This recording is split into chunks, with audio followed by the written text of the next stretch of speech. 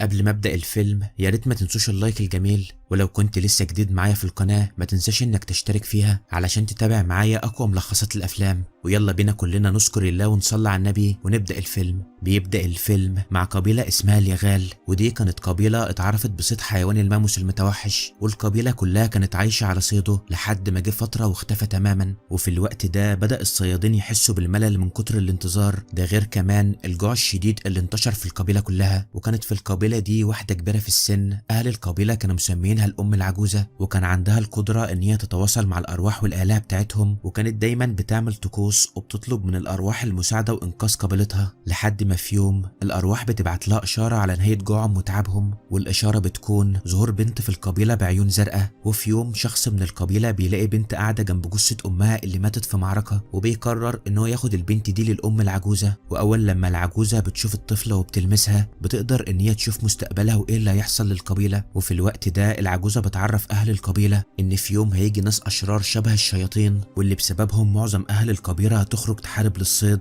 وده هيكون الصيد الاخير ليهم، لان بعدها هيخرج من الحرب دي محارب شجاع هيصنع حياة جديدة للقبيلة كلها، وهيقضي على الجوع للابد، وهيتجوز البنت اللي بعيون زرقاء، وهيكونوا هما الاتنين ملوك القبيلة كلها. وفي الوقت ده بيكون في طفل واقف اسمه ديليه، واول لما بيشوف البنت بيكون معجب بها جدا. وبعد كده الام العجوزة بتاخد البنت الصغيرة، وبنعرف ان هي اسمها ايفا، وبتخليها تعيش معاها تحت حمايتها لانها تعتبر هدية الارواح للقبيلة كلها. وبعدها بيعدي الوقت وابو ديليه بيقرر انه يخرج للصيد وينقذ القبيلة من الجوع، وما كانش مهتم ولا مقتنع بكل الكلام اللي قالته الام العجوزة. وبيسلم الرمح الابيض اللي معاه لصاحبه تيك، وبيقول له ان هو يخلي باله من ابنه، وانه ما يقولش لاي حد ان هو طلع يصطاد، علشان يعني لو ما اصطادش حاجه ما يعشمهمش على الفاضي. بس قبل ما بيمشي بيعرفه ان هو يعمل اقصى جهده علشان يرجع لهم في اقرب وقت ومعاه غنايم كتير تكفي القبيله كلها. وبعد فتره بنشوف اطفال القبيله وهم بيلعبوا بالرماح، وديليه بيكون عايز يلعب معاهم، لكن بيكون في طفل بينهم اسمه كارين مش بيرضى ان هو يلعبه معاهم، وبيقول له انت ابوك جبان لانه هرب وساب القبيله. وطبعا ديليه بيتعصب من الكلام اللي كارين قاله له، وبيفضلوا هما الاتنين يضربوا في بعض، وتيك بيشوفهم وبيزعق لكارين، وبيحاول ان هو يفهمهم ان ابو ديليه ما هربش ولا حاجه، وبيطلب منهم ان هما ما يتكلموش في الموضوع ده تاني ابدا. وبعدها ديليه بيسيبهم وبيروح يقعد في مكان لوحده، واول لما ايفا بتشوفه بتروح علشان تتكلم معاه، وبتحاول ان هي تهون عليه، وبتقول له ان هي وحيده زيه بالظبط. وديليه بيشاور لها على النجمه في السماء، وبيقول لها ان النجمه دي ثابته في مكانها من سنين، وان حبها هيفضل ثابت في قلبه زي النجمه دي بالظبط. وبعدها بتعدي السنين وبيكبر ديليه، وفي الوقت ده بنشوفه هو قاعد مع صاحبه باكو، وديليه كان بيصنع عقد لإيفا، وصاحبه بيعرفه ان هو شاف تيك وهو بيتكلم مع الام العجوزه، وقالت له اللي انا قلته زمان جه ميعاده، وان كارين هيخرج للصيد يحارب وهيرجع ياخد الرمح الابيض، وبعدها يطلب إيفا للجواز. وفي الوقت ده إيفا بتيجي وبتكون سمعت كلام باكو، وديليه بيروح لها علشان يديها العقد اللي هو عمله لها، وإيفا بتقول له ان هي مش ممكن تكون لحد تاني غيره، وبتطلب منه ان هم يهربوا ويروحوا مكان تاني ويبداوا في حياه جديده. لكن ديليه بيرفض ان هو يهرب ويكرر اللي عمله ابوه زمان.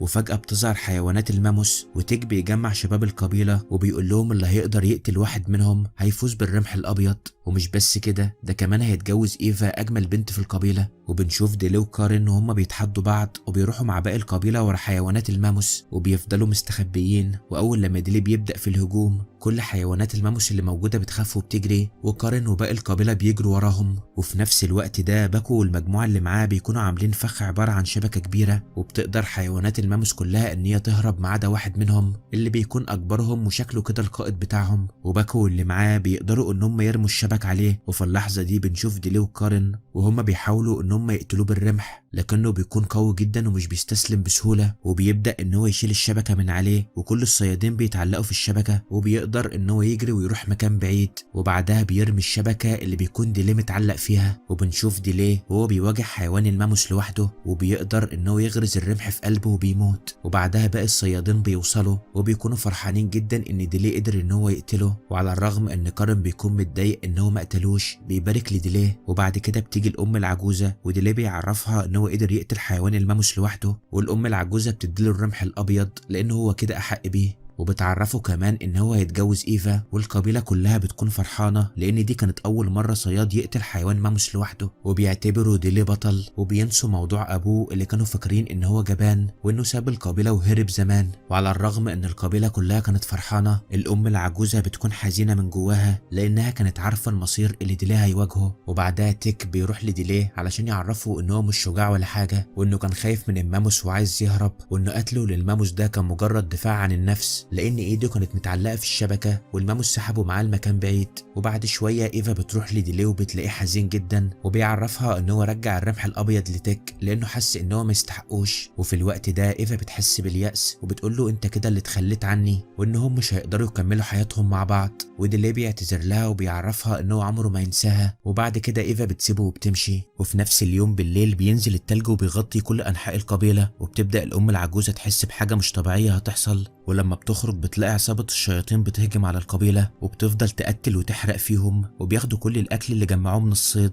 ولما ديلي بيجري علشان يدافع عن ايفا، تيك بيمسكه وبيمنعه لانه كان عارف ان هم اقوى منه وهيقتلوه. واول لما زعيم الشياطين بيشوف ايفا بينبهر بجمالها، وبيؤمر واحد من عصابته ان هو يجيبها له وانه يربطها في الحصان بتاعه علشان ياخدها اسيره من الاسرى اللي خدوها من القبيله. وايفا بتمشي معاهم وبتفضل تبص على ديلي اللي بيكون بيبكي انه مش قادر يدافع عنها ويخلصها من الاسر. وتاني يوم بنشوف ديلي وهو بيحضر نفسه وبيقرر ان هو يروح ورا عصابة الشياطين علشان ينقذ ايفا، لكن كارن بيقول له مستحيل انك تلحقهم لانهم مشيوا ورا جبال عملاقة واللي بيروح عندهم بيتوه وبيموت. لكن ديلي برضه بيكون مصمم على قراره، وبيجي تيك وبينضم ليه وبيقول له ان هو لازم يروح معاهم. وبعدها الام العجوزة بتباركهم وبيمشوا في نفس طريق عصابة الشياطين. وبتمر ايام وهم ماشيين ومش لاقينهم اي اثر، وفجأة بيلاقوا باكو جاي وراهم، وتيك بيقول له ان هو لازم يرجع القبيلة لانه لسه صغير والرحلة هتكون خطر عليه. لكن باكو بيرفض وبيعرفهم ان العصابة دي قتلت امه، وانه دلوقتي مالوش اي حد ولازم ان هو يروح ينتقم منهم. وبعد كده بيكملوا رحلتهم وبيفضلوا يطلعوا الجبال اللي بتكون صعبة جدا عليهم، وللأسف برضه مش بيقدروا ان هم يعرفوا طريق عصابة الشياطين. وفجأة ديلي بيلاقي جزء من العقد اللي كان عامله لإيفا وقع على الارض، وبيطمن ان هي لسه عايشة، وبيعرف طبعا ان هي عدت من المكان ده. وبعد كده بيقول للي معاه اللي هم لازم يتحركوا بسرعة علشان يلحقوهم. وبعد كده التلج بينزل على كل المكان وبيغطي الجبال كلها، وبتتمسح كل الآثار من الطريق، وما كانش قدامهم غير ان هم يمشوا وخلاص على امل ان الارواح تدلهم على الطريق. وبعد كده بنروح لإيفا اللي كانت معترضة لانهم كانوا رابطينها وساحبينها بالحبال، وزعيم الشياطين بيشوف في ايدها العقد بتاعها اللي كانت مقطعاه، وبيعرف ان هي كانت بترمي منه في الطريق اللي هم كانوا ماشيين فيه علشان ديلي يعرف مكانها ويجي ينقذها. وزعيم الشياطين بياخد منها باقي العقد وبيرميه، وبيفضل يضربها على ايديها بالكرباج لحد ما ايديها بتنزف. وبعدها ديلي بيعدي من نفس المكان وبيلاقي باقي العقد على الارض، ولما بيلاقي عليه اثار دم بيكون قلقان على ايفا وبيعرف ان في حد اذاها. وبعدها بيطلعوا يجروا لحد ما بيلاقوا قدامهم غابة وبيدخلوا فيها، وبتكون عصابة الشياطين موجودة في نفس الغابة دي. ولما ديلي بيكون عايز يهجم عليهم، كارن بيقول له يصبر لحد ما يفكروا في خطة للهجوم لان عددهم كان كبير جدا وهم 4 بس. وتاني يوم بنشوف واحد من عصابة الشياطين وهو رايح لإيفا، ولما بيحاول ان هو يعتدي عليها ديلي بيجي من وراه وبيضربه على دماغه. وطبعا إيفا ما كانتش مصدقة ان ديلي قدر يوصل لها. وفي الوقت ده ديلي بيعرفها ان هو مش هيقدر يتخلى عنها زي ما هي اتهمته قبل كده. وفجأة بيسمعوا صوت غريب في الغابة وما كانوش عارفين الصوت ده جاي منين. ولما زعيم الشياطين بيسمع الصوت بيتحرك علشان يشوف في ايه، وبيلاقي الحبل اللي إيفا كانت مربوطة بيه على الارض. وفي الوقت ده ديلي بيحرر كل الأسرى اللي العصابة خدتهم من قبيلته. ولما زعيم الشياطين بيشوف ديلي بيجري وراه علشان يقتله، لكنهم بيتفاجئوا بطيور بأحجام عملاقة ومتوحشة بتهجم عليهم وبيجروا منها. وبيفضل ديلي يحارب في العصابة وفي الطيور دي، وبنشوف الطيور وهي بتجري ورا ديلي وغصب عنه ما بيقدرش انه يحمي إيفا. وزعيم الشياطين بيمسكها تاني وبيعرفها ان المرة دي مش هتقدر تهرب منه تاني. وديلي بيفضل مكمل جري لحد ما الطيور كلها بتتجمع حواليه، وبيفضل يقتل فيها لحد ما بيقدر ان هو يخلص عليهم كلهم. وبعدها بنعرف ان عصابة الشياطين قدرت ان هي تاخد كارين وباكو وأسرى مع إيفا. وبعدها ديلي بيفضل يدور عليهم في الغابة لكنه مش بيلاقي غير تيك واللي بيكون متصاب إصابة خطيرة، وديلي بيشيله وبيحاول ان هو يعالجه وبيكون محتاج ان هو يجيب له اكل. واول لما بيشوف مجموعة من الغزلان بيجري وراهم علشان يصطاد واحدة منهم، لكن وقت ما كان بيجري بيقع في بير وما بيقدرش ان هو يطلع منه، ومن كتر التعب اللي هو كان فيه بينام. وبعد شوية بينزل المطر بغزارة والمية بتدخل جوه البير وبتملاه. وفجأة ديلي بيسمع صوت غريب وبيلاقي ان في نمر ضخم جدا بيغرق في البير. ولما ديلي بيقرب منه علشان يقتله بالرمح اللي معاه بيكون صعبان عليه، وبيقول للنمر ان هو هيساعده ان هو يخرجه من البير. في مقابل ان هو ما يأذوهوش. والغريب ان النمر فهم كلامه، وبعدها ديلي بيقدر فعلا ان هو يخرجه من البير. وبعدها بيرجع تاني لتيك وبيلاقيه اتحسن وكان فرحان جدا ان هو لسه عايش، وبيكملوا طريقهم على امل ان هم يلاقوا اي اثر لعصابة الشياطين. وفجأة بيلاقوا قرية قدامهم وبيدخلوها، وبيلاقوا قدامهم طبق فيه اكل وبياكلوه لانهم كانوا جعانين جدا. وفجأة بيلاقوا كل اهل القرية اتلموا عليهم وكانوا عايزين يقتلوهم. لكن في الوقت ده بيجي النمر اللي ديلي انقذه من الموت، واهل القرية بيكونوا خايفين منه. وبنشوف النمر بيقرب من ديلي، واول لما بيشوفه بيعرف ان هو الشخص اللي انقذه وبيسيبه وبيمشي. وطبعا كل اهل القرية بيكونوا مستغربين وبياخدوهم علشان يقابلوا رئيس القبيلة، والقبيلة دي بيكون اسمها قبيلة داك. وبنشوفهم هما بيقدموا اكل لديلي وتيك، وقائد القبيلة اللي هم فيها بيعرفهم ان هو عارف القبيلة بتاعتهم، وبيقول لهم ان زمان جه واحد من القبيلة بتاعتكم وكان بيدور على ارض جديدة علشان ينقل فيها القبيلة بتاعته. وفي الوقت ده ديلي بيعرف ان الراجل اللي بيتكلم عليه ده يبقى هو ابوه. وبعدها بيمشي مع قائد القبيلة علشان يفرجوا على القرية بتاعتهم، وبيعرفوا ان ابوه كان صاحبه وعلمهم حاجات كتيرة جدا. ولما ديلي بيسألوا عن مكانه بيعرفوا ان الارواح الشريرة سرقته زي ما سرقت ناس كتير من قبيلتهم، وان الطيور المتوحشة بتخطفهم وبتوديهم لجبال الكهنة، وانهم عندهم اسطورة بتقول ان في راجل هيجي من قبيلة بعيدة ويحرر شعبهم، وكمان عنده قوة خارقة بيقدر بيها ان هو يتكلم مع اي حيوان مفترس. وبنعرف ان الراجل اللي بيتكلم عنه ده يبقى هو ديلي. وتاني يوم بنشوف قبيلة داك وهي بتجمع كل القبائل اللي حواليها علشان يعرفوهم ان الراجل اللي مستنيينه طول عمرهم ظهر. وبنشوف تيك وهو بيقول لديلي ان ابوه كان قايل له على سر رحيله من القبيله، وان هو مش جبان زي ما انت فاكر، وسبب رحيله ان هو مشي علشان يدور على ارض جديده لقبيلته ويخلصهم من الجوع اللي هم فيه، وان السبب اللي خلاه انه ما يقولش للقبيله هو رايح فين خوف عليهم ان هم يروحوا وراه، هو اصلا ما يعرفش هيرجع تاني ولا هيموت. وفي الوقت ده ديلي بيحس بالذنب وبيفضل يبكي لانه طول السنين اللي فاتت دي كان فاكر ان ابوه جبان.